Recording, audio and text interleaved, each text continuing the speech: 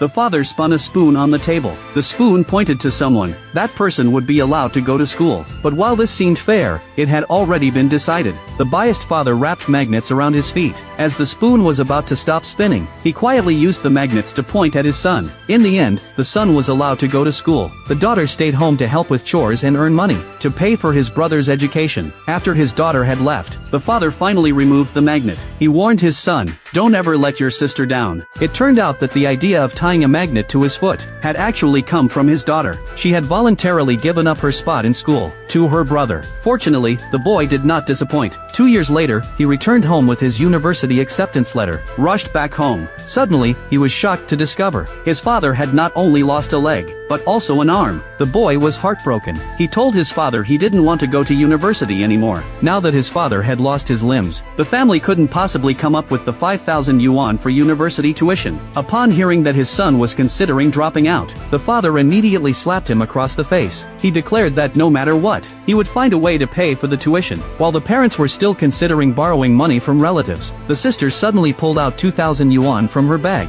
To reassure her family, she explained that it was the dowry money from someone who had proposed to her. She had married the son of the richest man in the village. The parents were stunned upon hearing this, because the son of the richest man in the village was notorious for being violent. He had already beaten away 2 wives. The sister voluntarily marrying him was no different from throwing herself into a pit of fire. The father slapped himself repeatedly, blaming himself for being useless. If he had any ability at all, his daughter wouldn't have impulsively sold herself to raise the remaining tuition fees. The father, leaning on his crutches, to his younger brother's house to ask for a loan. If it weren't for saving his younger brother back then, he wouldn't have lost his hand. But even so, his sister-in-law refused to lend him any money with a sour expression. She even raised her foot to kick him out. Just then, a young girl ran over and helped the father to his feet. She was the village chief's daughter. The girl claimed she was willing to help them, so she announced the boy's university enrollment over the village loudspeaker. She asked the villagers to help out. The villagers were kind-hearted. They quickly raised the remaining tuition fees. The father told his son to remember this kindness deeply. He vowed to repay them in the future. The boy finally fulfilled his dream of attending university.